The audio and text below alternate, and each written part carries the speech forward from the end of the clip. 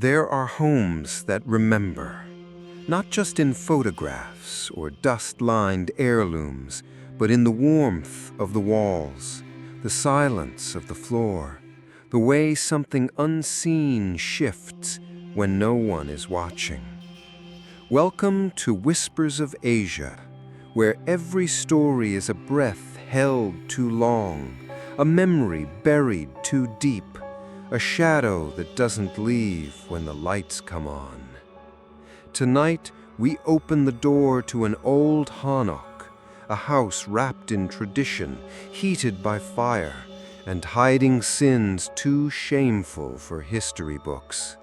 What was once warmth becomes warning. What once soothed begins to burn. This is not just a ghost story. This is the ache of forgotten voices, pressed into stone, reaching through time, whispering through fevered lips.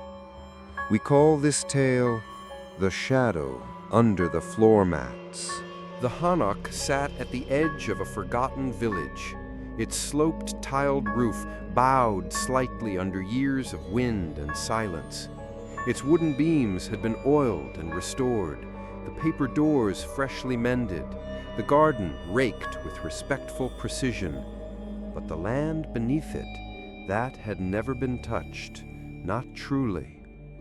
Ji-hoon had inherited the house from an uncle he barely remembered, a reclusive man, childless and strange, who had lived alone after his wife died decades ago. Ji-hoon had always thought the house was long abandoned until the will arrived, wrapped in old silk and the scent of mold. He and Sora had been married just 3 weeks when they moved in. At first, it felt like a gift from the ancestors, a romantic gesture from fate, a home of their own, steeped in tradition. No rent, no noise, no city stress. Just mountains, stars, and silence. The Hanok was modest but beautiful. The ondol floor, a relic of Korean architectural wisdom, promised warm nights in winter and a connection to something older than electricity. Sora, wide-eyed with the quiet charm of countryside life, took to lighting incense each morning and bowing toward the rising sun. Ji-hoon spent his days replacing rusted hinges and sanding away time-stained edges. There was laughter, homemade food, and long, soft evenings stretched out on the floor, skinned against warm stone, heartbeats sinking in peace.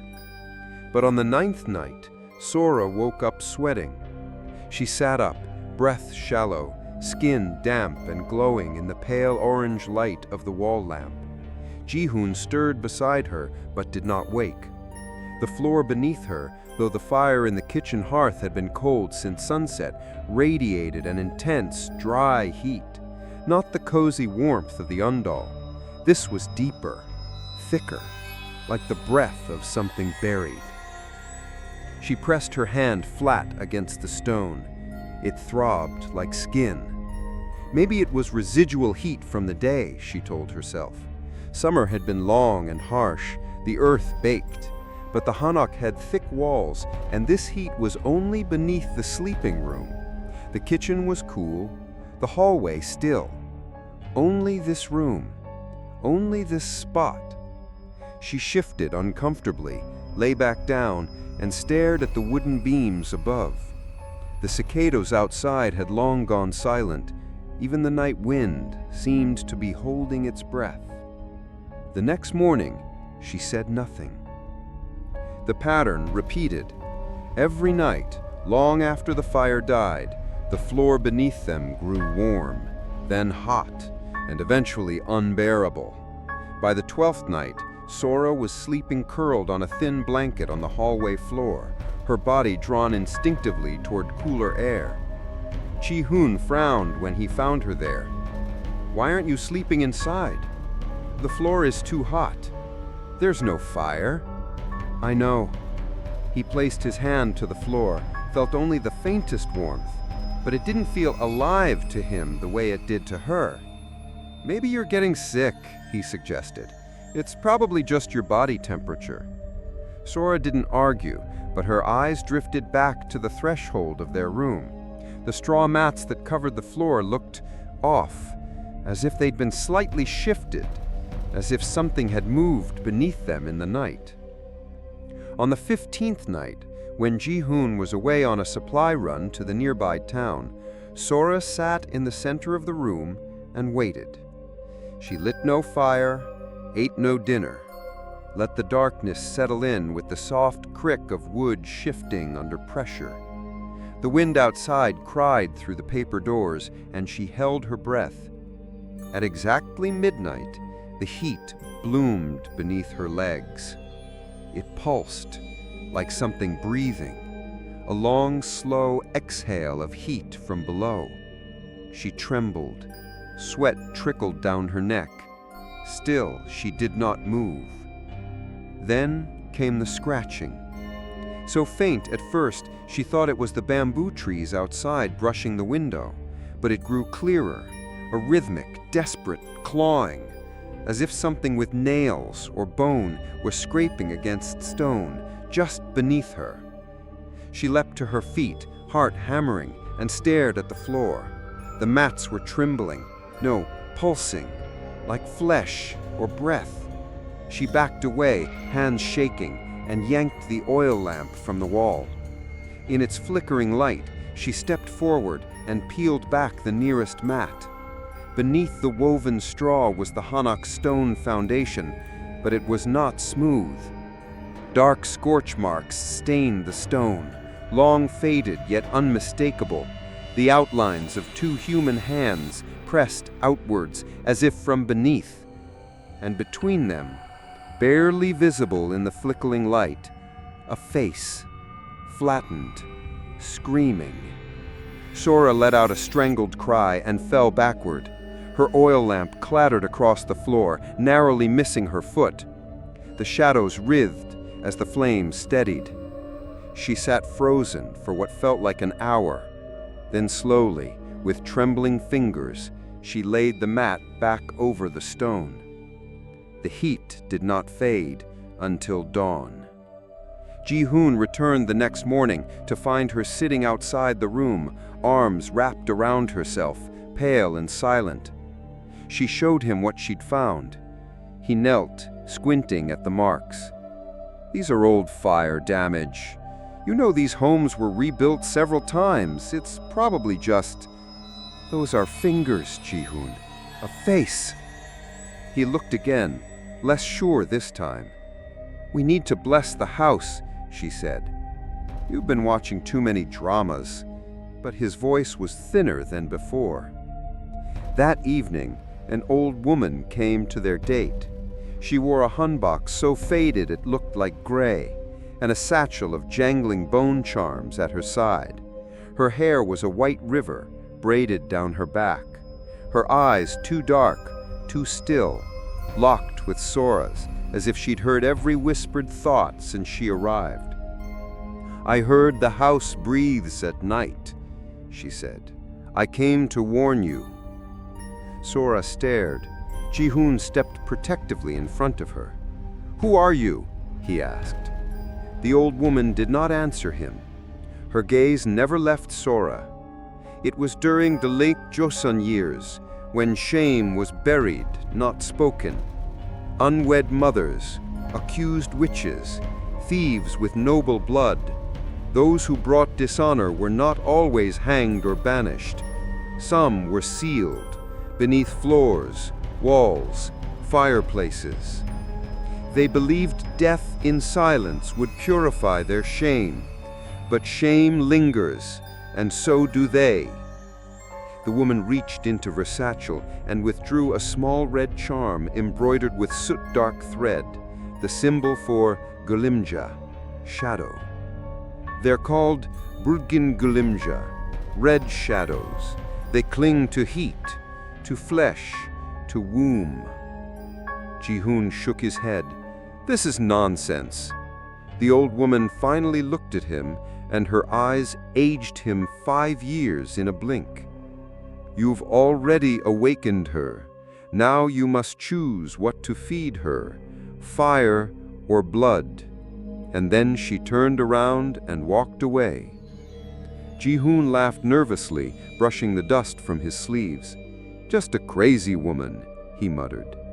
But Sora was still holding the charm, and her palm was bleeding. That night, the scratching returned. So did the heat. But this time, Sora did not wake in fear. She woke in fever.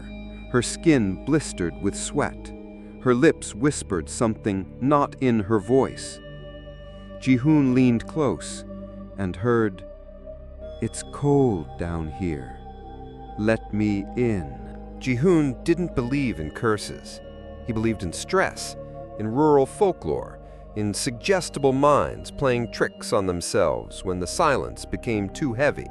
That's what he told himself as he scrubbed at the scorch marks beneath the straw mats with a steel brush, his hands raw from the effort, the bristles failing to erase even the faintest outline of those ghastly shapes. The stone was too dark there, not brackened like soot, but stained, as if the fire had been inside the stone rather than above it. "They're gone," he told Sora that evening, rolling the mats back over the stones and tapping them down firmly. "You won't see them again." But Sora wasn't looking at the floor anymore. She was looking at the ceiling, or something beyond it. "The voice came back last night. It wasn't mine," she whispered. Ji-hoon placed a hand on her forehead. She was burning up again. "We'll go to the clinic tomorrow," he promised. "No clinic will help," she said. "You heard what she said. I think something wants to be born through me." He pulled away, uneasy. "That's not possible." "Is it? She said they cling to warmth, to wombs." Ji-hoon exhaled slowly. "You're exhausted. Let's not feed this." But Sora didn't respond. Her eyes had drifted again to the floor and to the mats he'd just replaced. That night, while Ji-hoon slept with his back to her, Sora rose. The heat beneath the floor had returned. This time, it wasn't a slow swell. It came all at once, like stepping barefoot onto burning metal.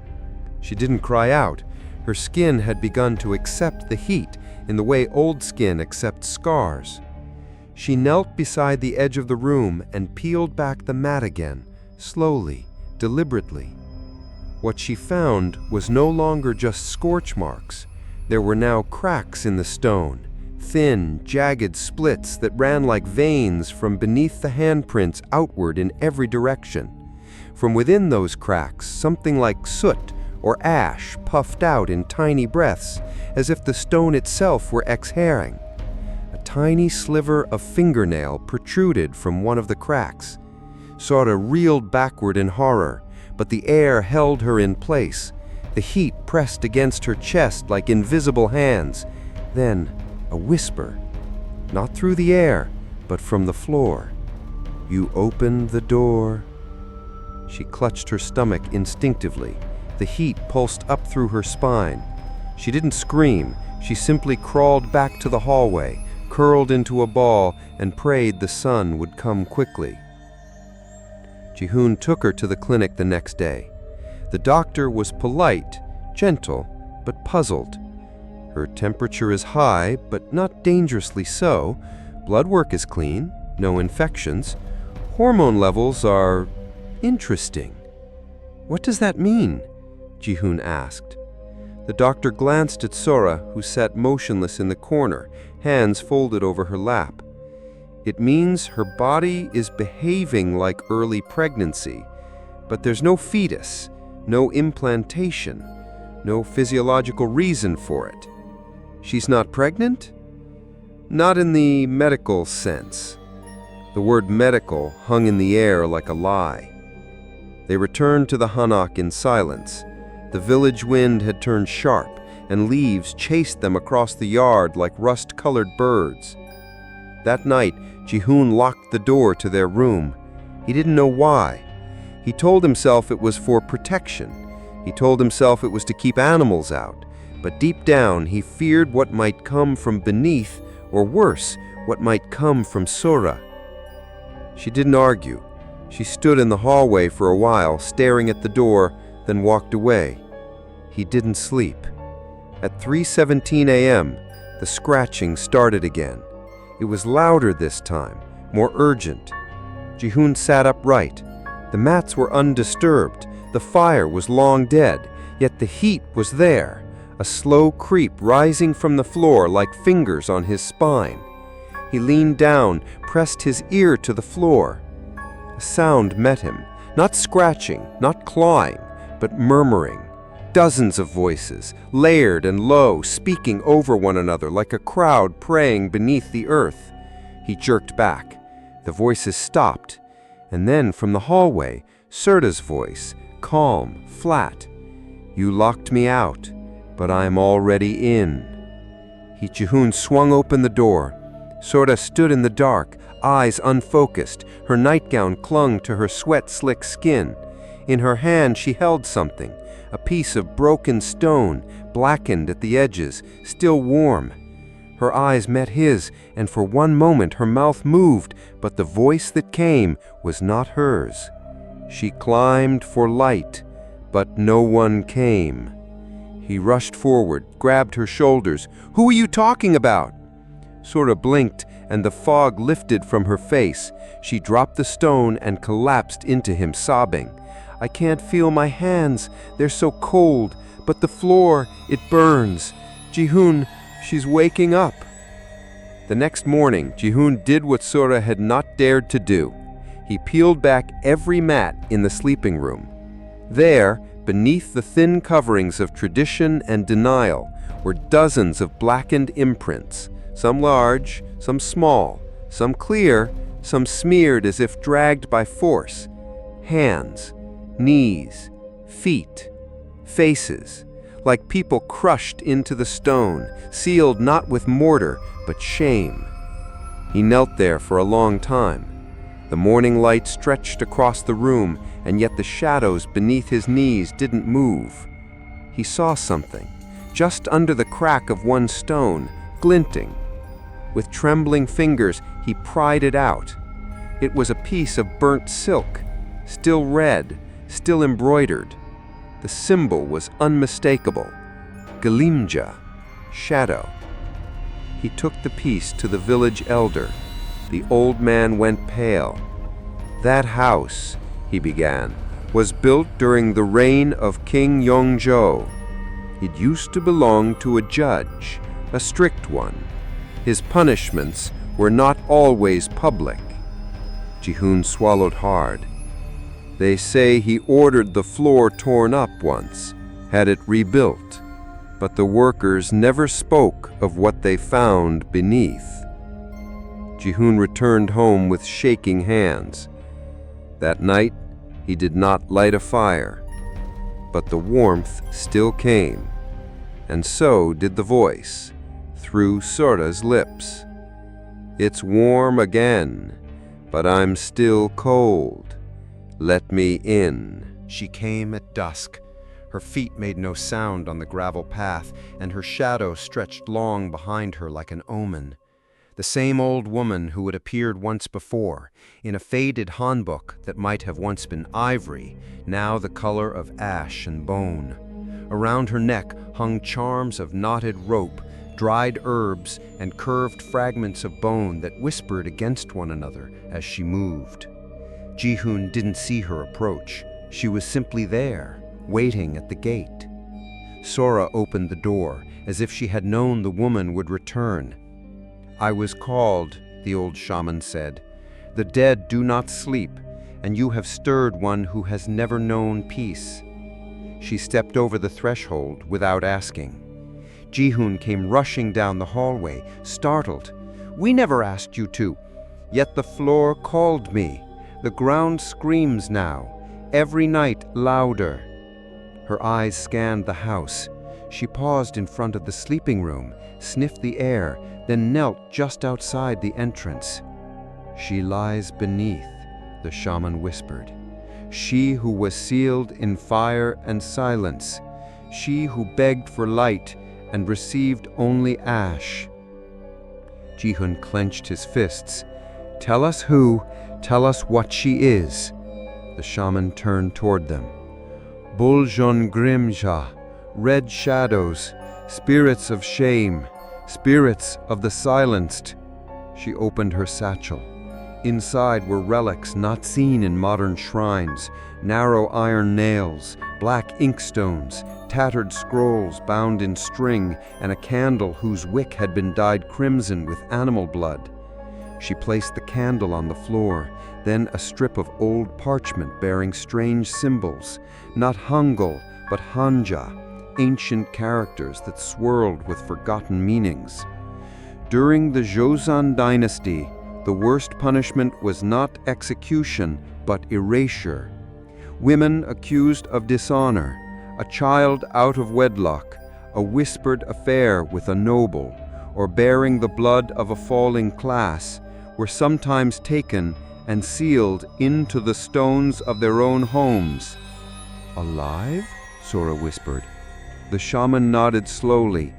Their cries were muffled, their names struck from family records, their sins burned into stone.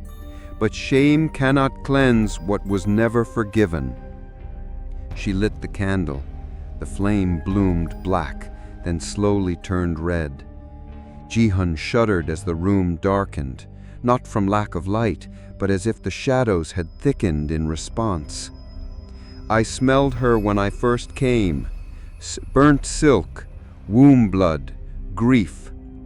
"She said she's cold," Sora murmured. "She says it every night." The shaman turned sharply. "That is the first sign. The spirit reaches for heat, for life. She feels your body as a gateway." Sora's eyes widened. "She thinks I'm pregnant?" "The shaman thinks you could be, and once she believes, she will enter." Jihyun stepped forward, voice cracking. "Then how do we stop her?" The shaman lowered her eyes. "Once the warmth begins, it cannot be undone. You have uncovered her, touched her bones, heard her cries. She knows you." "We'll move out," Jihyun said quickly. The shaman shook her head. "Too late. She is not in the house. She is in your wife." That night the shaman stayed. She sat in the center of the sleeping room, a ring of ash encircling her, incense smoke curling like tendrils into the corners of the ceiling. Jihyun and Sora watched from the doorway, holding hands, though both were trembling. The candle flickered once, then again. Then the floor began to creak, not with the weight of footsteps, but as if the stone was expanding, breathing. Then the scratching.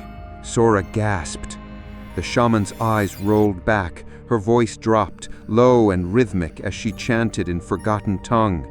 "Those who burn without name, those who claw beneath stone, return not through womb or breath." The wind outside howled. From beneath the floor something responded, not a voice, not words, a moan. Long, hollow, it echoed like steam through a broken pipe, but it was layered with pain, with fury, with hunger. The candle extinguished itself, and in that moment of darkness, Sora felt something move inside her. Not her stomach, not her womb, but deeper, a cold thread snaking up through her spine, wrapping around the base of her skull, whispering thoughts that weren't hers. She screamed. The shaman rose, flung her arm forward, and struck the floor with a stone talisman. The cry from beneath the floor stopped, but only for a moment. Then came a voice from under the stones, from Sora's own throat, or perhaps both at once. "You left me in the dark. I just want to come home." When morning came, Sora could not walk.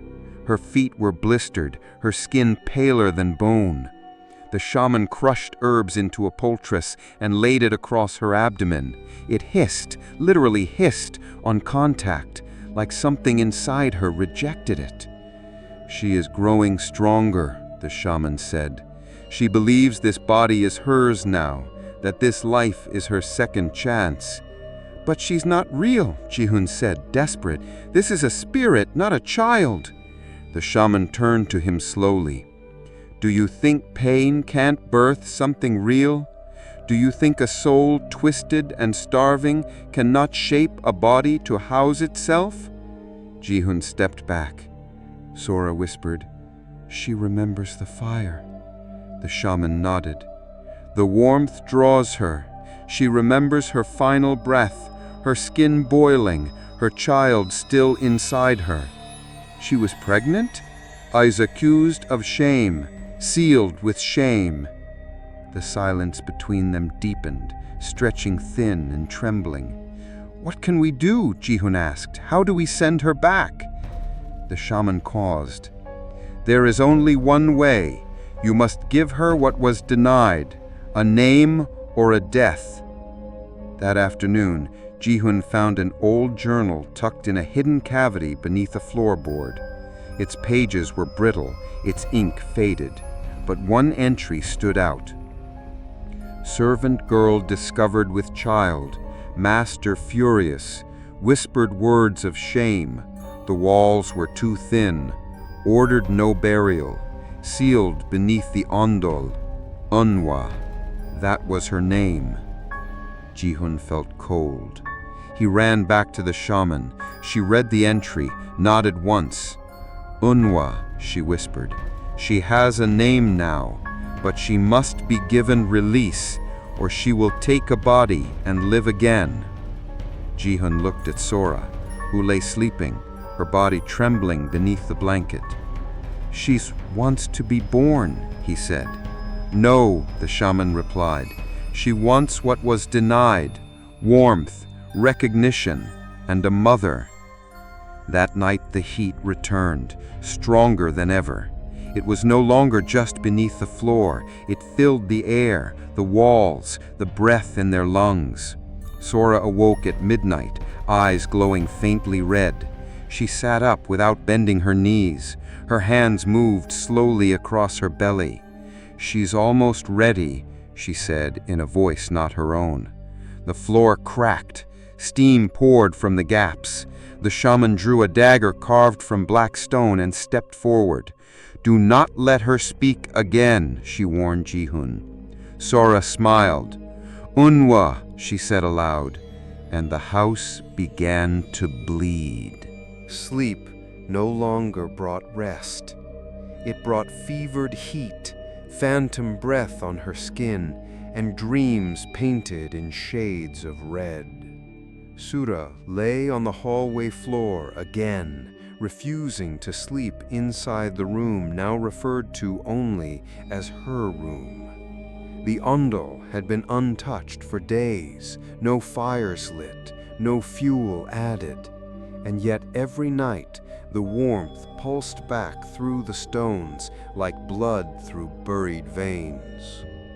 Each time Sura closed her eyes, the world behind them shifted. She dreamt of a woman, her face scorched black, but her mouth always moving, whispering things Sura couldn't understand. In one dream, the woman sat cross-legged on burning stone, cradling a swaddled bundle that dripped ash. In another, she stood in a corner of the Hanok, her fingers pressed against the paper walls, leaving dark prints behind.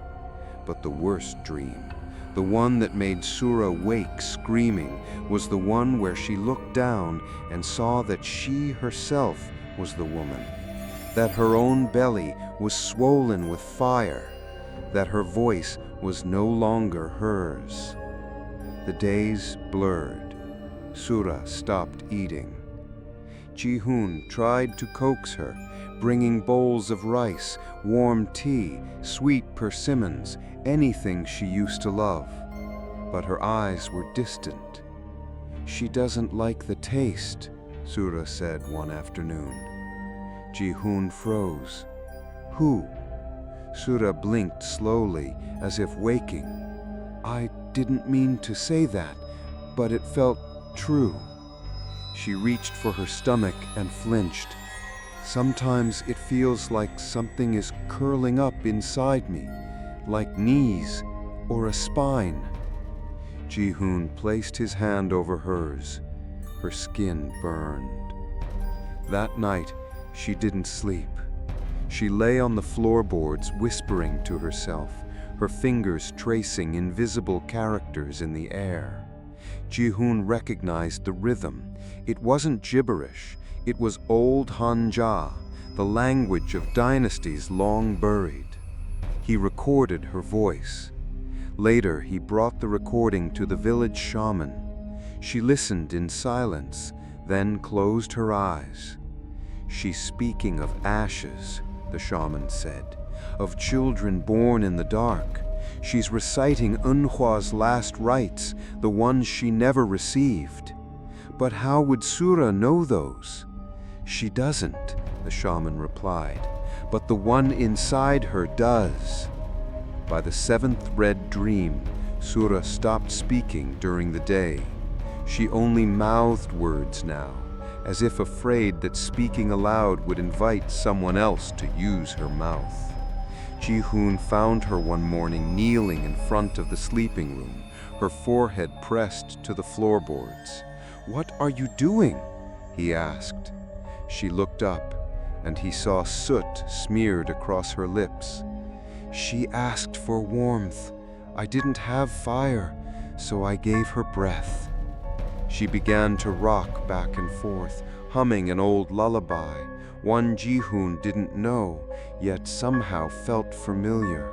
A tune older than memory, older than family. That night, the dream changed. Sura stood in a narrow stone chamber. There was no light, yet she could see. The walls were made of pressed earth, stained with heat. Nails were embedded in the corners. Blood pooled beneath her bare feet. Across from her, kneeling in the dirt, was Eunhwa. She looked like Sura, only burned, eyes hollow, belly swollen. She opened her mouth. No sound came out, only smoke. Then she pointed at Sura's chest. "You have what was stolen," her voice said, though her lips didn't move. "Give it back." Sura looked down and saw that her chest was glowing, as if her ribs had become windows and something inside pulsed like embers. When she woke, her nightgown was wet with sweat, and her abdomen was covered in handprints. Small, sooty, childlike. Ji-hoon tried to take her away the next day. He packed a bag, called a car, begged her to leave with him. But Sura didn't move. "She's too deep," the shaman said when Ji-hoon called her in desperation. "The spirit is not inside the house anymore. She's anchored inside your wife's dreams now." "Then how do we reach her?" "There is an old ritual. It was banned centuries ago. Dangerous, illegal, but effective." Ji-hoon looked at her with desperation burning behind his eyes. "We'll do it." The shaman hesitated. "You must understand, this ritual does not banish. It births. The spirit must be drawn out into the waking world, made flesh, given the chance she was denied. And then what? Then you choose. Do you let her live or send her back?" Ji-hoon stared at Sura, who now sat cross-legged beside the window, whispering softly to no one. A fly buzzed near her face. She didn't blink. He said, "We'll do it." That night, Sura spoke in her sleep again, but this time the voice was clear, confident, not a whisper, but a demand. "Prepare the room. Unroll the mats. Light the fire. I am coming." Ji-hoon's phone, still recording, vibrated in his hand, and then died, though it had 68% battery left. The flame in the hallway lantern flickered. The floor beneath his feet shuddered, and in the corner of the room, where stone met shadow, a faint red glow pulsed, like a womb beating beneath the earth. The next morning, Sura did not wake. Her eyes moved beneath their lids. Her lips twitched with silent syllables. Her hands remained crossed over her belly. The shaman arrived at dawn. "Tonight," she said, "we begin the ritual. Tonight, we bring her out." Jihun nodded, but in his heart he knew whatever came out of Sura's body would not be human, not anymore. The stones had begun to speak. Not with words at first, but with sound. Think vibrations that pulsed through the floorboards at dawn, just before the sun rose, like breath through lungs too old to move, or the echo of a heart that should not beat. Jihun no longer slept. He sat beside Sora's body each night, watching the sweat bead and fall from her brow, her lips murmuring fragments of language he could not understand. She was fading, or perhaps becoming something else. The shaman returned before sunset, her hands full of ritual tools, blood candles, aged talismans, and a ceremonial blade forged from meteorite, black as night, jagged as a scream. "You understand what this means," she said. Jihun nodded. "We're bringing her out?" "No, you're inviting her in, and you must be the one to finish what you started." The ritual began just after nightfall. The sliding doors were sealed with salt and thread, every lamp extinguished. Only the candles remained, 8 of them placed at cardinal points on the floor, each one dyed crimson with ox blood and old ash. The mats had been pulled back. Beneath them, the burn marks had multiplied, no longer just hands and faces, but whole forms, as if bodies were writhing inside the stone trying to rise. Cracks ran like veins across the surface, glowing faintly with heat that had no source. Sora lay in the center, her body wrapped in white linen, her hair spread out like black ink in water. The shaman began to chant, voice low, steady, ancient. Jihun watched from the doorway, clutching the final talisman in his shaking hands. It was made from bone and engraved with the symbol for Gluimja, shadow. The first hour passed in silence. Then came the scratching, soft at first, like nails against paper, then louder, sharper, until it became unbearable. The unmistakable sound of something alive trying to claw its way out from beneath the floor. Sora's body arched. Her eyes opened, but the pupils were gone. Only red light remained. She spoke, but it was not her voice.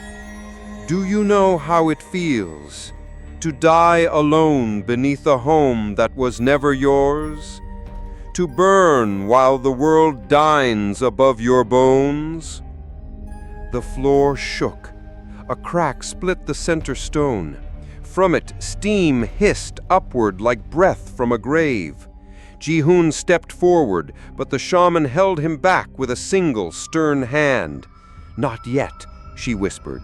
"She's not through." Sora's hands lifted.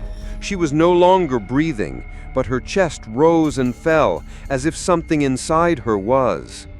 Then, with a sound like tearing cloth, she let out a cry, and dozens of voices rose with hers.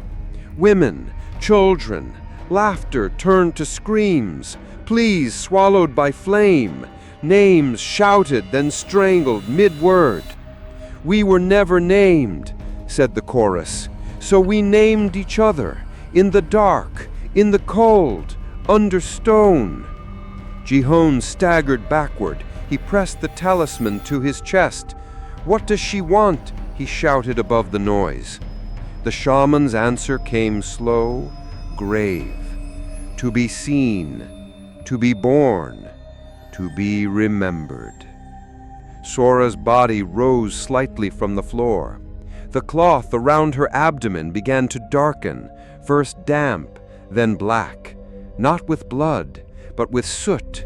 It poured from her like breath, rising in a slow, twisting column toward the ceiling, before curling downward, spiraling, forming shape. The soot cloud became a figure, thin, small, like a child. It hovered over Sora's body, then turned.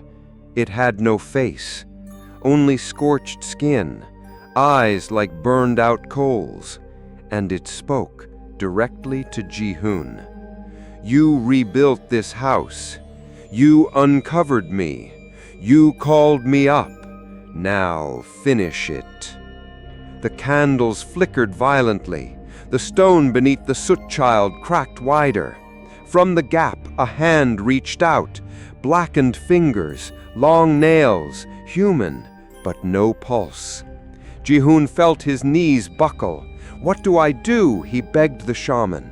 Her eyes were wet with fear. You must give her what she was denied, a birth or a burial. Sora's body began to shake uncontrollably. Blood, real blood this time, flowed from her nose and ears. The soot child hovered over her, and its hand touched her chest. Sora gasped. The red glow faded from her eyes, and for one moment, one heartbreaking moment, she returned. Ji-hoon, she whispered, weak and terrified. She's inside me. Her hands reached out. Please. Ji-hoon rushed forward, fell to his knees, cradled her. Don't leave me, he sobbed. Behind her, the soot child whispered, She left me. She let me burn. Don't do it again. The room split with a thunderous crack. The ground opened beneath Sora, not fully, just enough to show blackness, heat, depth.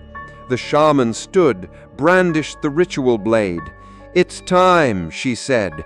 Call her out. Ji-hoon looked into Sora's eyes. They were closing. He took the talisman, pressed it against her chest, and screamed, Inhwa! The soot cloud jolted. The figure froze, then began to shrink, swirling back into Sora's mouth. No! The shaman yelled. She's retreating. She's nesting again. You must finish the name. Ji-hoon trembled. What do I say?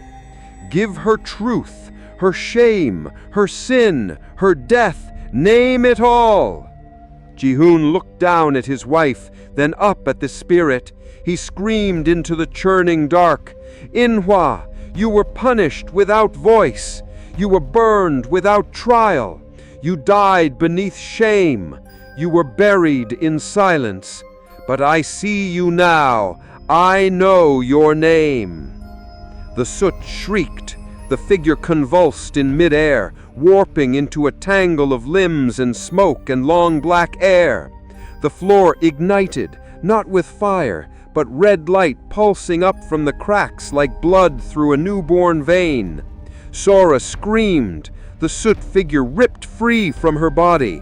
It slammed against the wall, then dissolved, like ash caught in a sudden wind. And all at once, silence. Sora collapsed. The candles blew out. The heat vanished. Ji-hoon held beside her, trembling, holding her tightly. Is she gone? He whispered.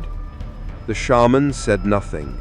She stepped forward, touched the center stone, then whispered, almost reverently, No, she's only sleeping again, until someone forgets. The Hanok stood still under a slate-gray sky. For the first time in weeks, the air inside was cold, not merely cool, but hollow, as if something had been torn out and nothing had returned to fill the space. Sora lay in bed with her eyes closed, but her breathing was shallow. Ji-hoon sat beside her, unmoving. He dared not touch her skin. It looked pale, porcelain-like, too perfect, as if anything more than a whisper might crack it. "She's resting," the shaman said quietly, standing in the doorway, wrapped in layers of gray linen. "But it's not peace. It's the eye of the storm." Ji-hoon looked up. "I thought we cast her out." "You pushed her back, but she's still tethered. A spirit that died without ritual will always look for a way back, and this one has tasted a womb." By evening, the shaman returned carrying a lacquered wooden box wrapped in red silk, bound in black twine. She set it gently on the floor of the sleeping room, the same room where the floor still bore cracks, scorch marks, and silence. "This is a blade used only once every generation," she said. "Forged in volcanic ash, cooled in the blood of goats born under eclipse. It doesn't kill spirits, it severs them." Ji-hoon's face went pale. "So what do we do?" The shaman untied the cloth. "You finish what you started. The spirit wants rebirth, a second chance. If she takes Sora's body, she'll grow like fire in a dry house. The only way to stop her is to give her what she was denied, a ritual of death, and that requires a willing offering." "Offering?" Sora asked softly. She had risen. Her voice trembled. The shaman turned. "You must bleed for her, not by force, not by fear, but by choice." That night, the ritual began. Ji-hoon helped lay the salt circle himself, his hands trembling with every pinch. The air was thick. The wind outside the walls didn't stir the trees.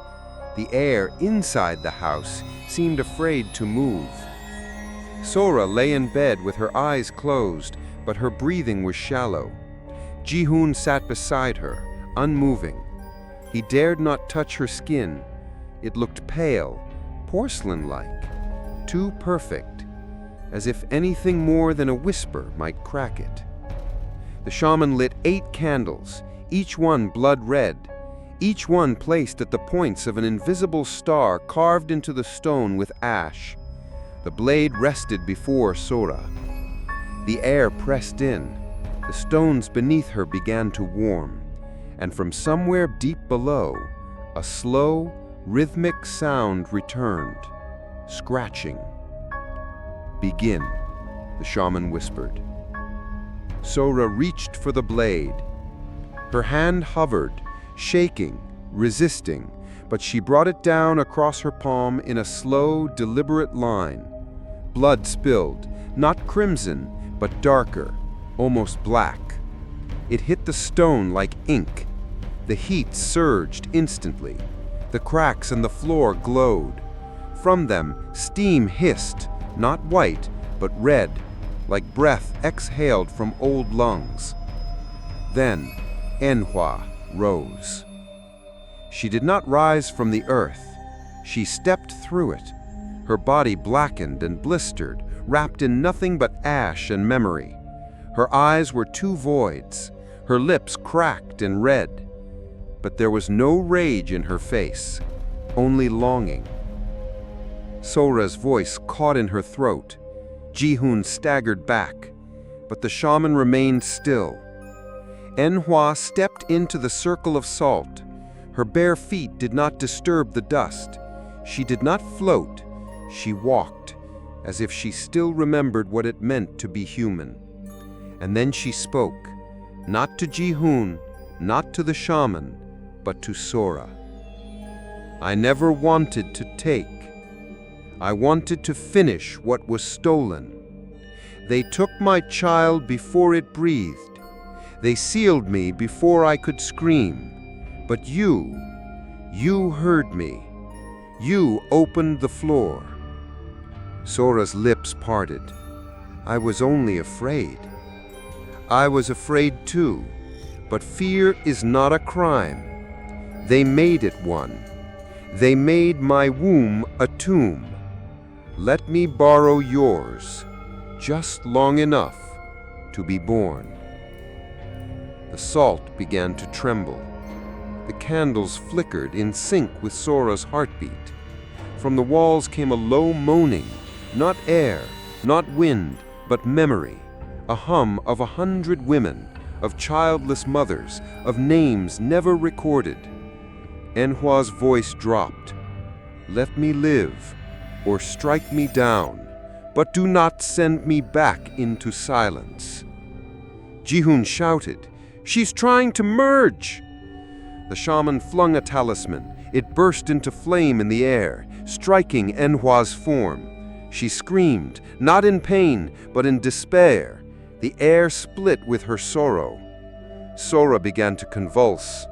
The blood on her palm glowed, and then her voice was no longer hers. "I'll be quiet. I'll be good. Let me in." "Now!" the shaman yelled. Jihun ran to the center of the circle. His hands shook as he took the blade.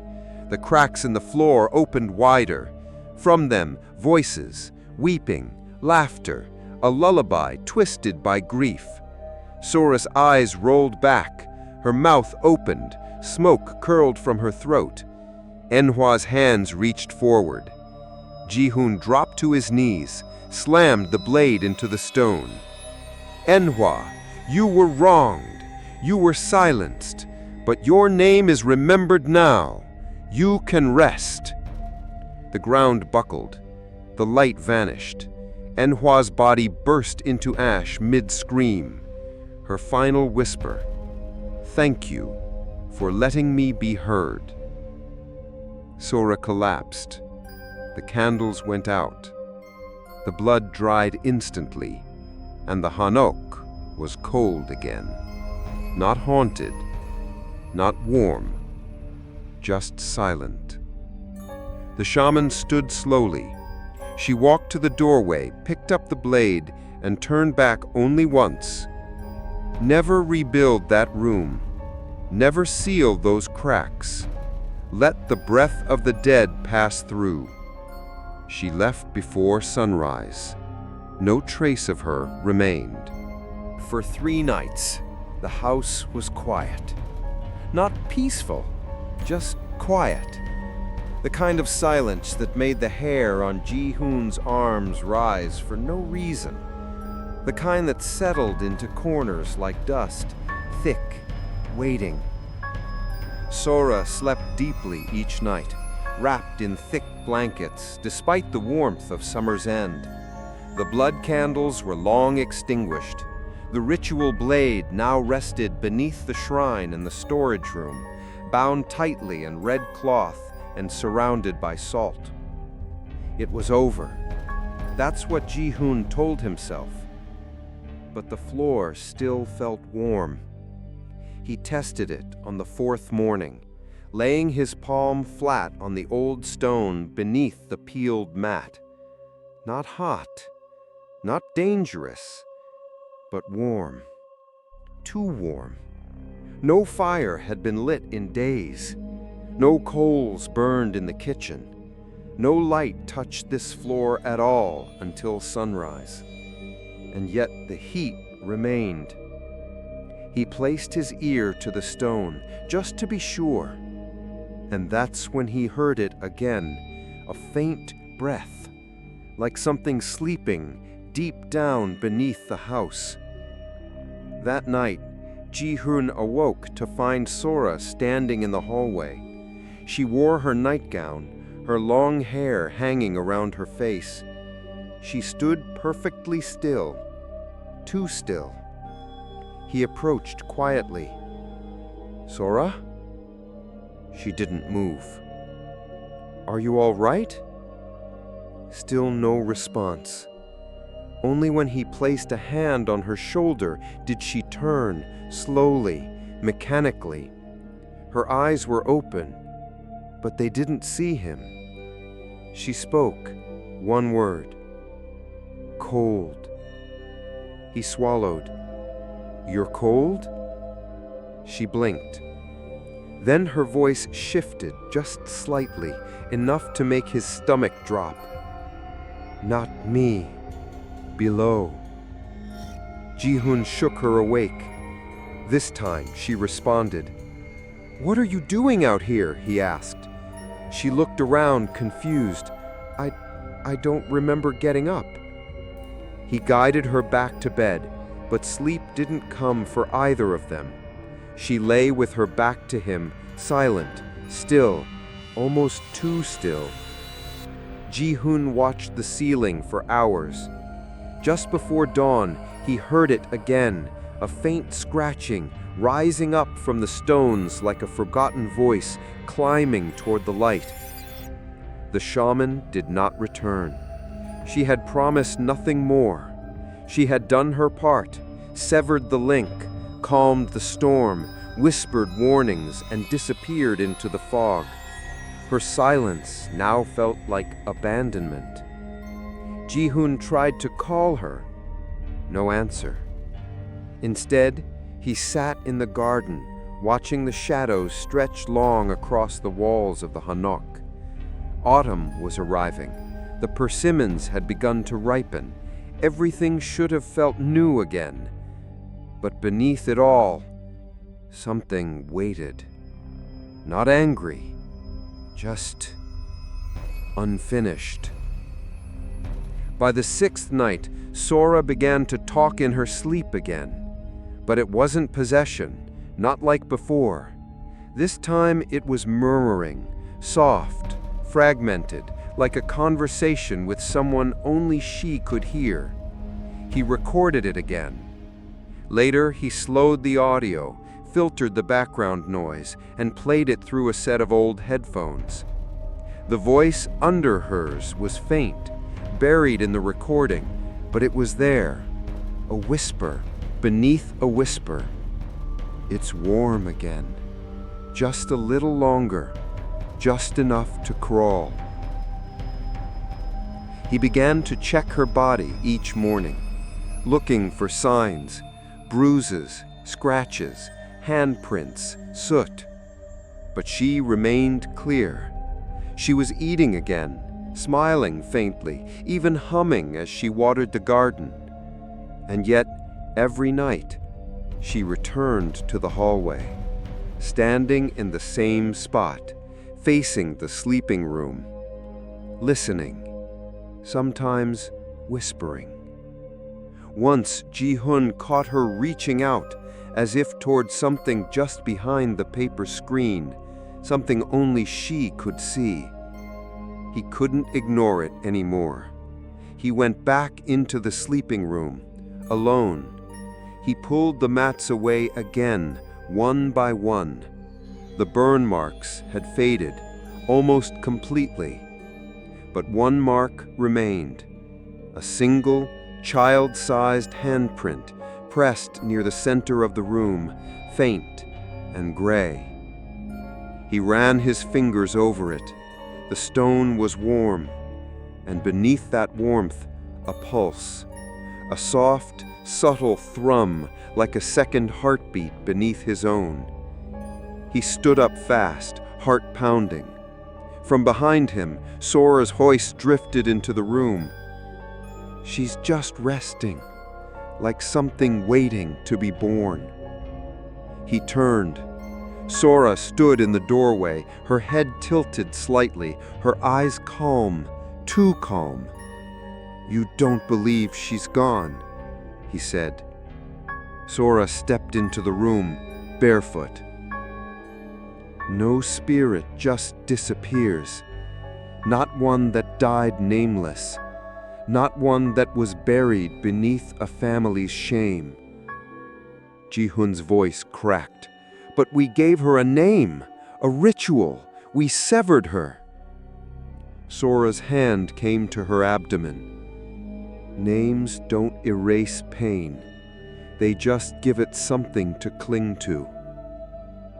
And then, as if the wind had returned after holding its breath for days, the paper walls rustled and the warmth surged up from the floor. Not violently, but familiarly. almost like comfort, almost like recognition. That night, Ji-hoon dreamed of the floor opening again, but this time there were no screams, no rituals, no blood. Only a small shadow crawling upward, tiny hands gripping the cracks, soot clinging to its skin. It didn't speak. It only looked up at him and smiled. He woke with a start. Sora lay beside him, her hand resting gently on her stomach. She was whispering again, but not to herself, to someone inside. It began with the fever. Not high, not dangerous, just steady. Sora's skin remained warm at all times, even during rain, even when the house was cold. Her palms, her back, her stomach, always warm. Ji-hoon measured it with the thermometer. 37.6, then 37.8. Always just below the threshold of concern. Never enough for a hospital visit. Never enough for answers. Just enough to worry. She started waking earlier. She'd stand barefoot in the kitchen before sunrise, staring out the window at the back garden. The wind barely stirred her hair. Her hands always cupped around a warm teacup, whether there was tea in it or not. Ji-hoon began to notice the way she touched her stomach, gently, absently, like a woman feeling for life inside her. Sometimes he'd find her humming, fingertips tracing slow circles over her belly. "What are you thinking about?" he asked one morning. She smiled faintly. "Names." His breath caught. "For who?" Sora looked away. "No one, just habit." But her smile lingered, as if she'd heard a different answer. 2 days later, Ji-hoon drove her to the clinic. It wasn't far, a quiet medical office tucked behind a gas station, run by a kindly doctor who'd treated him since childhood. Sora said nothing during the drive. The doctor took one look at her and nodded thoughtfully. "Still warm?" he asked. "Constantly." "Any changes in appetite?" "Yes, more. Cravings. She eats cold rice straight from the fridge." The doctor raised a brow. "And sleep?" Ji-hoon hesitated. "She talks in her sleep, walks, sometimes whispers things." The doctor moved slowly, carefully. Then he offered to do an ultrasound. Ji-hoon agreed before Sora could object. They dimmed the lights in the exam room. The monitor flickered on. Ji-hoon watched in silence as the wand slid over her stomach, the cold gel gleaming under her skin. The doctor's face remained calm, too calm. Then a flicker on the screen. Movement. A shape. Small, curled, suspended in stillness. Ji-hoon leaned forward. "Is that—" The doctor zoomed in. But what appeared on the screen made no sense. Not a fetus, not a sac. Just heat. A dense pocket of thermal energy undulating slowly. A pulsing glow like embers beneath ash. "There's no tissue mass," the doctor said quietly, "but it's warm. Alive, even. Like something is occupying space, but I can't explain it." He looked at Sora. "Have you had dreams recently?" Sora looked at the monitor and whispered, "She's nesting." They left without answers. Ji-hoon drove in silence. Sora rested her head against the window, hand on her belly, eyes half closed. "She's not hurting me," she said softly. "She's inside you, Ji-hoon replied, barely containing his fear. "She's not a parasite," she whispered. "She's a memory, a breath someone tried to smother, and now she just wants to feel warm again." He gripped the steering wheel tighter. "Spirits don't rest inside people, they use them." Sora didn't argue, but she smiled. Back at the Hanok, the heat had returned. Only in the sleeping room. The floor beneath the cracks was warm again, as if the fire below had never gone out. Sora stood at the edge of the room and bowed her head. Ji-hoon watched her. "You can't feed this. You can't treat her like she's real." "She is real," Sora said quietly. "If she weren't, we still wouldn't be here." That night, Ji-hoon couldn't sleep. He lay beside her, watching the way her chest rose and fell, slow, deliberate, too rhythmic, too synchronized. At 3:12 a.m., her eyes opened. Not suddenly, just gently, as if waking from a dream she'd rather stay in. Ji-hoon kept still. She stood up slowly, then whispered, "She dreams through me, and I carry her memory. I am the fire now." By morning, the house had changed. The wood of the beams was warm to the touch. The floor creaked softly, even with no footsteps. Salt placed at the door the night before had vanished, and in the corners of the paper walls, small handprints began to appear, smudged and gray, as if drawn by soot-covered fingers. Sora noticed them. She touched one with a gentle smile. "She's moving," she said. Ji-hoon felt his chest tighten. "Where?" Sora turned, her eyes distant, not afraid, just surrendered. "Everywhere." He reached the shaman that afternoon. Her voice was thin over the phone. "She's still there," Ji-hoon said, "even after the blood ritual."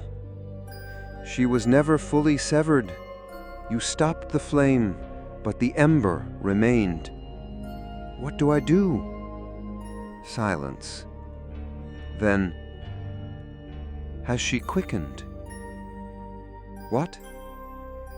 "In old beliefs, quickening was the moment a spirit first stirs in the womb, not physically, spiritually. If she's begun to move, it may be too late." Ji-hoon's breath caught. "What happens if we wait?" The shaman's answer was soft. "Then she'll be born, not as a baby, but as a scar that breathes, something ancient, something stitched from shame, warmth, and grief." That night, Sora spoke again in her sleep, but this time it wasn't to the spirit. It was to Ji-hoon. "You can't kill a memory. You can only choose whether to carry it or pass it on."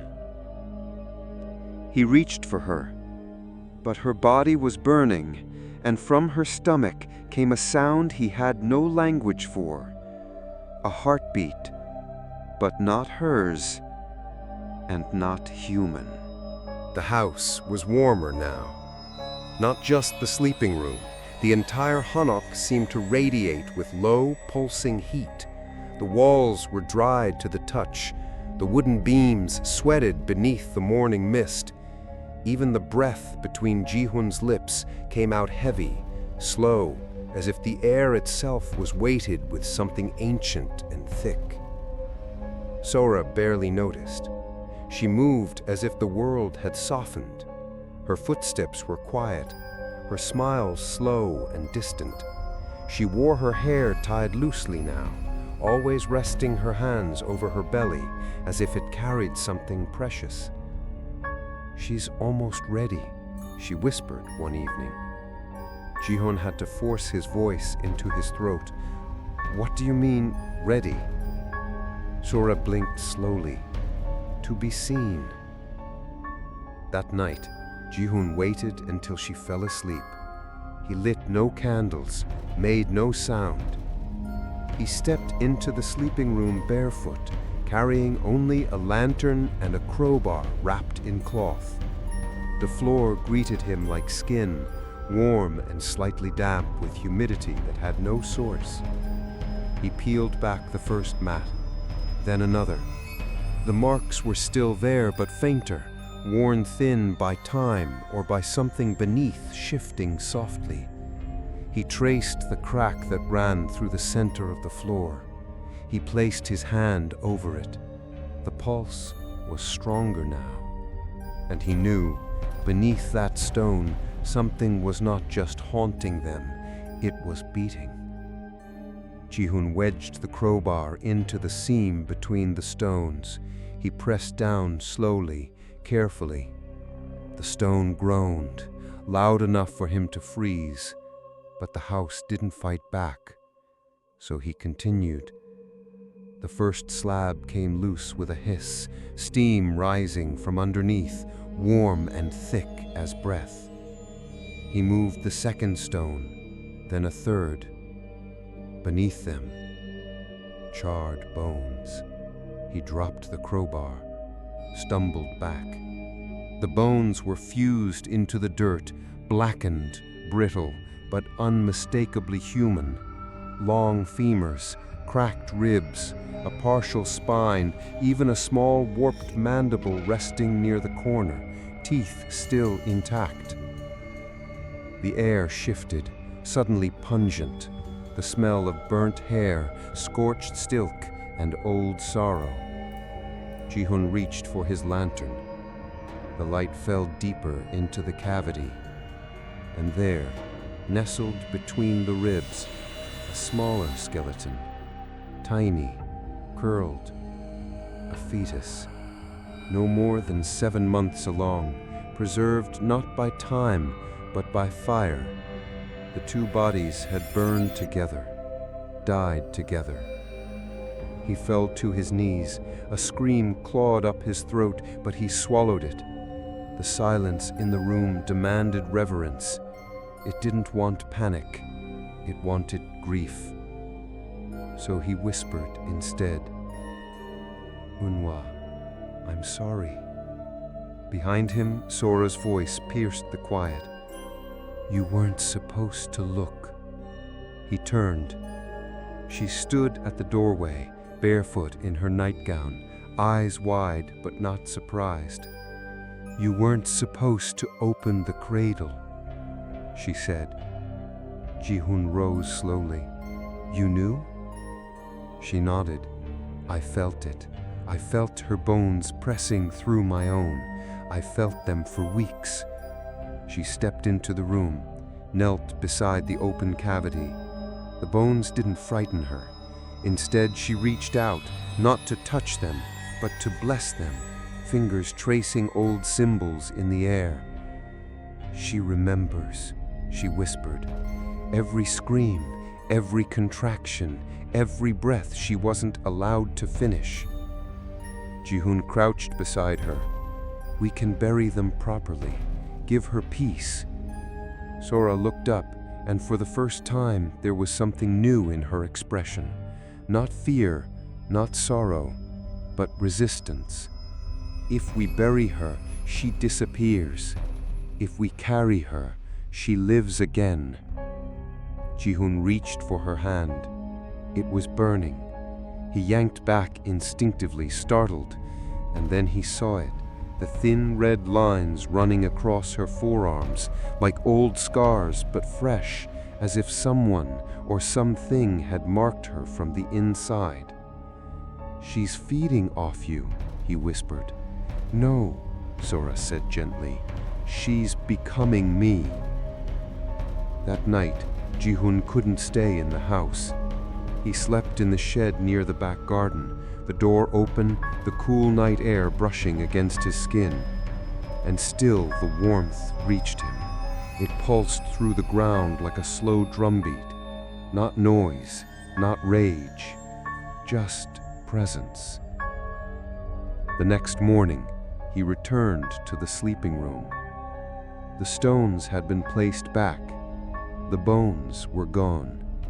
The floor was smooth again, and Sora stood in the center, smiling faintly, her belly visibly swollen beneath her dress. "You buried them?" he asked. She turned to him. "No," she whispered. "I welcomed them." That day, Ji-hoon found a small bundle beside the family shrine. A folded piece of burnt silk, embroidered with a name, Unwa, and tucked inside a single baby tooth, still warm. Sora no longer used mirrors, not to brush her hair, not to check her face, not even to catch sunlight in the morning. She said reflections made her feel doubled, as if her face was not the only one staring back. Ji-hoon had noticed the change in her voice first, not in pitch, but in tone. Softer, slower, words spaced unnaturally far apart, each sentence delivered like a prayer or a memory from a life she hadn't lived. He'd call her name, and she'd respond after a pause, like someone waking from underwater sleep. Sometimes she'd laugh at things he hadn't said, smile at someone he couldn't see. But most disturbing of all were the writings. It began one morning with a chalk line on the kitchen wall. Just one character, Ku, ancient. He thought it was a doodle, maybe a mistake. But the next day, there were 3 more. Mu, Chui, Bun, mother, Sen, burned. The characters were all in Hanja, classical Chinese. Sora didn't read Hanja. She never had. But by the 4th day, the walls were covered. Not carved, not painted, drawn with soot. Each word perfectly traced, as if copied from memory, from someone else's. Ji-hoon confronted her. "Why are you writing these?" Sora looked confused. "What writings?" "The ones on the walls." She turned, saw the marks, and stared at them like seeing them for the first time. "I didn't do that," she whispered. Then after a moment, "But I understand them." Ji-hoon's voice trembled. "What do they say?" Sora ran her fingers over one word near the doorframe. It read, "Jinghit, the quiet room." "It's the place they sealed her," she said, "where shame was swallowed and voices were forgotten. She's building it again in me." Ji-hoon tried to call the shaman. No answer. He drove to the village, asked the old herbalist, the postman, the woman who sold rice cakes on Sundays. No one had seen her in days. One man said she'd gone to the mountains to offer penance for what she disturbed. Another whispered she'd gone mad.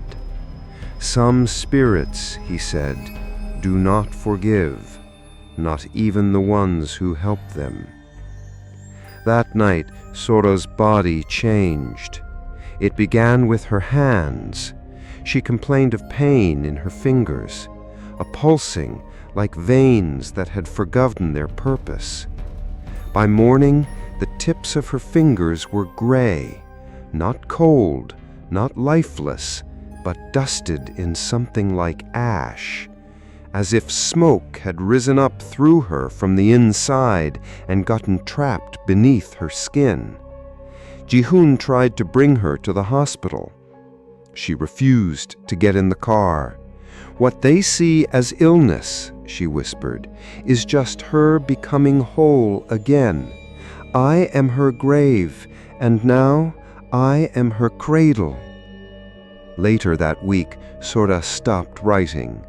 She began drawing, all over the house, symbols made of spirals, hooks, ladders, closed circles, on the floor, on the backs of doors, on the ceiling above their bed. The lines were shaky at first, then precise, measured, deliberate. Ji-hoon took a photo of one and sent it to an old theology professor he barely knew from college. The man replied within hours, "This isn't art, it's ritual architecture. It's meant to channel or trap, but what it traps isn't physical. Where did you find this?" Ji-hoon didn't answer. That night, Sora spoke in two voices. He heard her from the hallway. The first voice was hers, tired, quiet, a whisper against the wall. The second was older, not louder, but heavier, as if the stones themselves were speaking through her. He opened the door. She was sitting in the corner of the sleeping room, barefoot, palms up, head tilted back. Her lips moved, and the voice that came out said, "My skin is not mine, but it holds, for now." Ji-hoon stepped forward. "Sola!" She looked at him, but they were not hers. There was no recognition, no fear, just a calm, endless ache.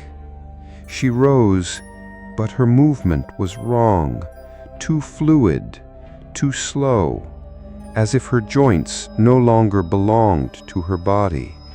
She took his hand, pressed it to her belly, and said, "She's almost through." He staggered back. "What's coming through?" But Sora didn't answer. She looked down at the floor and then whispered, "The stone is thinning." That night, Ji-hoon sat awake with a notebook. He began to write down everything, the heat, the soot, the drawings, the voice.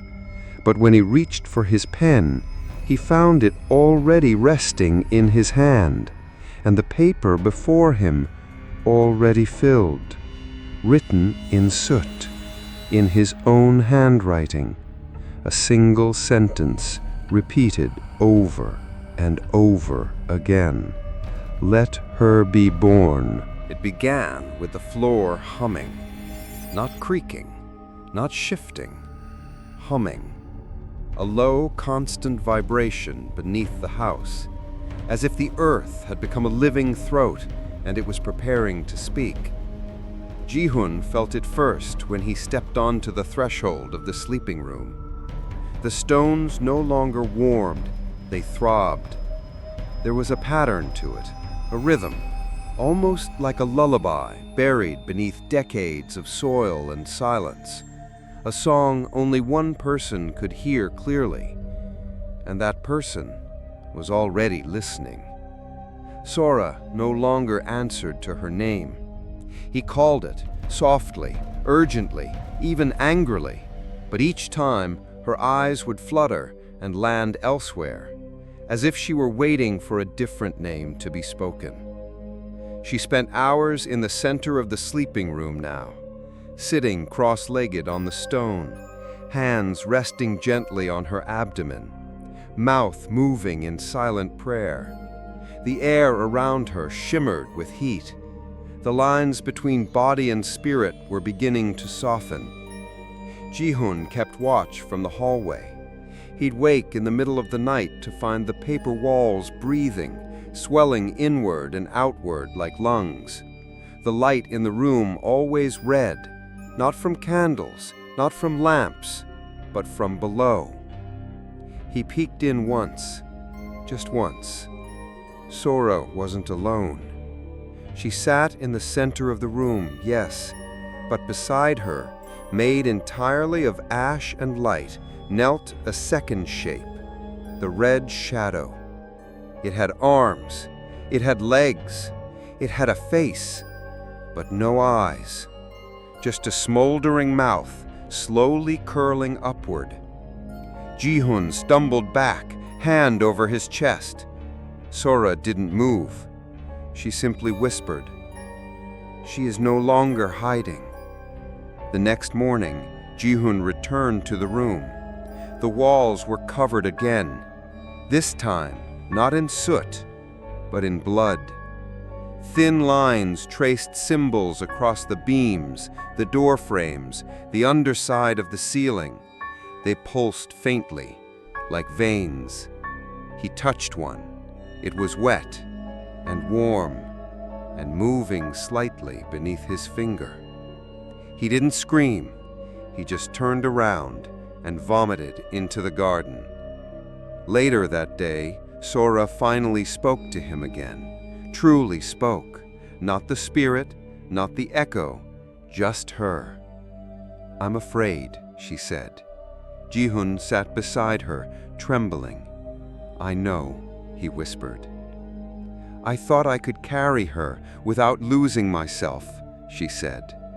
"But the more she grows, the more I disappear." "Then let's end this," he begged. "We'll call someone, a priest, a monk, the shaman again. We'll burn the floor, tear it apart, leave this house behind." But Sora only shook her head. "It's not the house anymore. It's me. The stone is just where she started. Now, she's building herself through me." She took his hand and placed it over her belly. He didn't feel a kick. He felt heat, and beneath it, a second heartbeat. That night, it happened. Just past midnight, the floor began to glow. The cracks in the stone, long sealed, long forgotten, split open with soft hisses of red steam. The mats pulled away on their own, curling like paper too close to fire. The walls rattled, the lanterns shattered, and then silence. Sora stood in the center of the room, barefoot, eyes open but empty. She raised her arms, and the floor responded. Stone peeled back like skin, and from beneath it, crawling, hand over hand, Yunhua returned. But not as ash, not as shadow. This time, she had form. Her body was built from fire and soot and bone. Her skin shimmered red. Her hair moved as if underwater. And when she opened her mouth, she spoke in Sora's voice. "I was never born, but you tried to bury me anyway. Now I will be born in fire." Ji-hun stepped forward, hands trembling. "Stop!" he cried. "This isn't life, it's possession." But Sora turned toward him, and her eyes, now glowing red, blinked once. Possession is when something takes what doesn't belong. This was always mine. Behind her, the stone floor lifted, like a ribcage cracking open. The entire room glowed with bloodlight. The birthing ground had returned, and it was no longer metaphor. Yunhua stepped forward, merging now with Sora. Their arms overlapped, their voices braided together. "You can't burn what has already burned. You can't silence what has never spoken." Ji-hun dropped to his knees. Tears ran down his face. He looked up at Sora, at what was left of her, and whispered, "Please, come back." For a moment, the red light dimmed. Sora blinked. Her mouth trembled.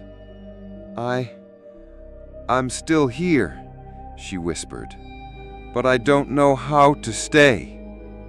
And then she screamed. The house convulsed. The floor exploded upward in red flame. and from the center of the light, a shape began to rise, half ash, half flesh, forming in midair like smoke coalescing into skin. The red shadow was awakening. The room was no longer a room. It had become a womb. Walls that once held history now pulsed with a living red glow, like organs folded from paper and stone.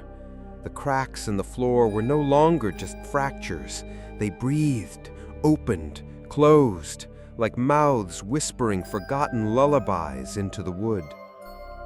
Ji-hoon stood at the edge, paralyzed. At the center, Sora floated inches above the ground, her hair fanned out like ink in water, her body glowing from within. Beneath her, the spirit of Unwa curled like a fetus, no longer skeletal, no longer made of ash, but flesh and light and memory. And when Sora opened her eyes, Ji-hoon saw it. They were both inside. Two souls, one body. She looked at him, but when she spoke, her voice was layered, as if a grieving mother and an unborn child were speaking through her in perfect unison. You called her shame, but she was never wrong. They erased her name. Now I carry it. Ji-hoon stepped forward. Sora, he whispered, come back to me. Her lips parted, her eyes flickered. I want to, she said, just barely above a breath. But then her head tilted and a different voice emerged. You already buried me once, not again. The light around her surged, the walls cracked, the air turned hot and wet, like a storm trying to be born indoors. Ji-hoon shielded his face. Please, this isn't you. A faint sound cut through the chaos. A heartbeat. Not hers, not his, but smaller, thicker, more determined. And then, movement. Sora gasped. She clutched her stomach and screamed. Ji-hoon ran to her, dropping to his knees just as her body collapsed into his arms. She convulsed, face twisted in pain. He could feel it, something shifting inside her, not like a baby, not like life, like memory trying to take form. Her skin burned, her fingernails cracked, her mouth moved but only released ashes. The voice of Unwa cried out again. Let me be born. Let me breathe. I was never allowed to cry. Ji-hoon looked around the room, desperate. The salt circle had long since been shattered. The charms were burned, the ritual knife gone. But there, near the wall, sat the old box the shaman had left behind weeks ago, long unopened, as if waiting for this moment. He crawled toward it, pulled it open. Inside, a red cloth, wrapped tightly. He unfolded it with shaking hands, and there, nestled in the center, lay a single black stone nail, old, rust-stained, slick with something like sap. Attached to it a slip of brittle parchment, one word, written in brushstroke, bind. He returned to Sora. She was weeping now, eyes wide, seeing everything and nothing. Her voice trembled. I don't want to go. She's stronger than me. Ji-hoon held her close. No, he said, voice breaking. You are still here. You are still Sora. This is your body, your name. But she's not evil, she sobbed. She just wants to exist. I can feel it. She's not darkness, she's pain. The shadows on the wall writhed. A shape crawled down from the ceiling, not flesh, not smoke, something between. It took the form of a woman and a child, and something before both. It opened its mouth, and from it came no sound, only a sense, a weight, a history. Ji-hoon rose to his feet, holding the black nail in one hand. He faced the spirit. "I know your name," he said. "I know what they did to you. You deserved justice. You deserved love. But you cannot take her to rewrite your ending." He stepped into the red light. The spirit surged forward, wind and ash and fire and grief. Sora screamed behind him. Ji-hoon raised the nail and spoke the name. "Unwa. You are seen, you are heard, but you are not forgotten, and you are not Sora." He drove the nail into the ground. The house shook, the floor split, and from the cracks a scream rose, not from Sora, from every woman who had ever been sealed. It was not a scream of anger, it was a scream of release, a chorus of grief, letting go. Sora collapsed.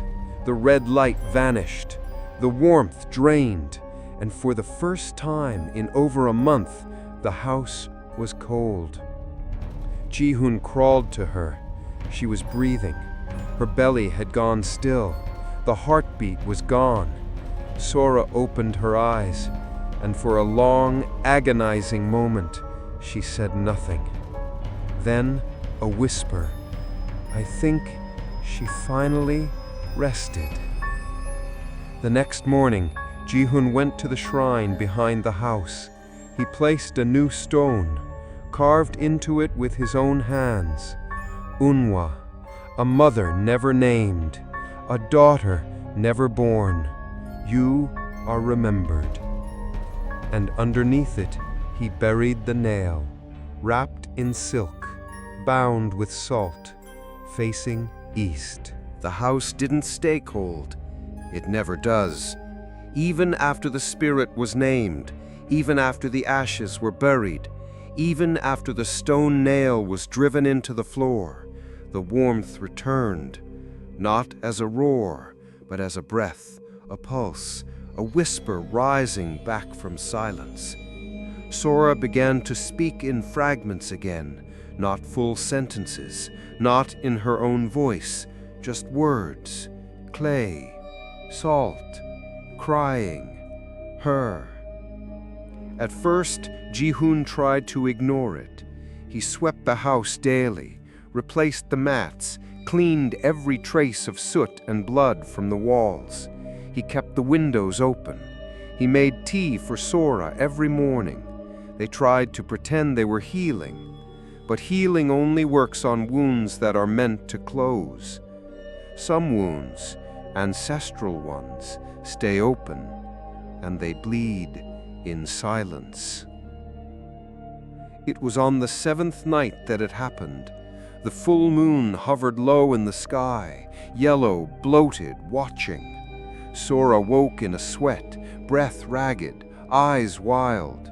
"She's not gone," she gasped. "She's waiting." Ji-hoon sat up, heart pounding. Sora clutched his arm. The birth was stopped, but not undone. He stared at her. "We buried her. We buried what was left," she said, "not what was still growing." The floor creaked beneath them. It wasn't loud, but it was deliberate, a sound of movement, slow, as though someone were crawling just beneath the stone. Sora trembled. "She's still in me," she whispered. "The part of her that was never born. It found a place to hide, and now it's ready." Ji-hoon felt it then, a sudden warmth blooming from her abdomen. He placed his hand there. No heartbeat, no kicking, but a hum, soft, alive. The final ritual was never written down. The shaman had told Ji-hoon long ago that if the spirit tried to return after being named, after being mourned, then it would not be a haunting, it would be a choice, a final, irreversible crossing. The spirit would not ask to possess, she would ask to be reborn, and she would need a mother. Ji-hoon knew what had to be done. He didn't want to believe it, but the leaf had nothing to do with it anymore. He returned to the shrine at dawn, dug up the stone nail, unwrapped the silk. It was still warm, as if it had never cooled. That evening he prepared the room one final time. No salt, no candles, no fire. Just wood, stone, memory, and flesh. He helped Sora walk to the center. She wore white. Her eyes were glassy. Her body swayed. "I can feel her," she said, "her curling around my ribs, pressing her hands behind my eyes." Ji-hoon wept. "Do you want to let her go?" he asked. Sora smiled, broken, soft. "I want to stop disappearing." The red light returned slowly, not from flames, but from within. The room began to glow. Sora knelt. She placed her hands over her heart, and the whispering returned. "Let me try again. Let me live without shame. Let me be more than memory." Ji-hoon stepped forward, nail in one hand, the other trembling. "Sora, if you let her through, you may not come back." She looked at him, tears in her eyes, and for one moment, clarity. "I know." Ji-hoon's voice broke. "I can't lose you." Sora touched his face. "You already did." The floor split open, not violently, just wide enough. Steam poured out, tinged with red. The air thickened. A shape rose, half spirit, half skin, the unfinished form of a child made from warmth, longing, and grief. Ji-hoon stared. It looked at him. No eyes, just presence. A being made not to harm, but to exist. And then Sora screamed, not from pain, but from release. Her body arced backward. The spirit crawled forward. Flesh burned, wood cracked, and Ji-hoon stepped into the light. He raised the nail. Sora looked at him one last time and mouthed, "Choose." The spirit reached her. Their foreheads touched, and time stopped. Ji-hoon closed his eyes, raised the nail, took a breath, and drove it down into the stone. A scream tore through the house, but it was not a cry of suffering. It was birth, final, real. And then, darkness. When Ji-hoon opened his eyes, the room was empty. Sora was gone. The spirit was gone. But in the center of the floor lay a small bundle of white cloth, silent, still, and warm. Morning came gray. No birdsong, no wind. Just the breath of the earth, slow and quiet, as though the world itself was unsure whether to grieve or exhale. Ji-hoon sat in the center of the sleeping room, his knees on cold stone, his hands empty. Before him lay the bundle, wrapped in white cloth, tied in silence. It didn't move. It didn't cry. But it was warm. So warm. He did not open it. He did not speak. The house around him had stilled. The red light was gone. The blood had dried. The spirits had fallen silent. Even the warmth in the floor no longer pulsed. It simply remained, like a final breath trapped between memory and mourning. When Ji-hoon finally rose, he moved like a man twice his age. He walked the length of the house once, touched every wall, ran his fingers along the old beams, smelled the char in the cracks, sat for a moment at the kitchen table, where soda once hummed over tea. He walked past the hallway where she had stood at night, barefoot, listening to things no one else could hear. Then he returned to the sleeping room, bent down, and lifted the bundle into his arms. There was a weight to it, not heavy, but undeniable, like the past pressing gently against the chest, like holding something that doesn't breathe but remembers how to. He carried it to the shrine out back. The earth was soft there. The wind began to rise. One hand dug, the other cradled. He placed the bundle into the earth, still wrapped, still warm. And he whispered, "You were never nothing. You were never shame. You were never meant to die alone." He covered her with soil, and with every handful he buried not just the spirit, but the silence that had kept her there. Later that week he packed his things, left the house as it was. He didn't lock the doors, didn't shut the windows. He left the sleeping room open to the wind, so the warmth, if it ever rose again, would know where to go. Months passed, seasons shifted. Ji-hoon never returned, but the village whispered that the old Hanok still stood, that the air around it remained warm even in snow.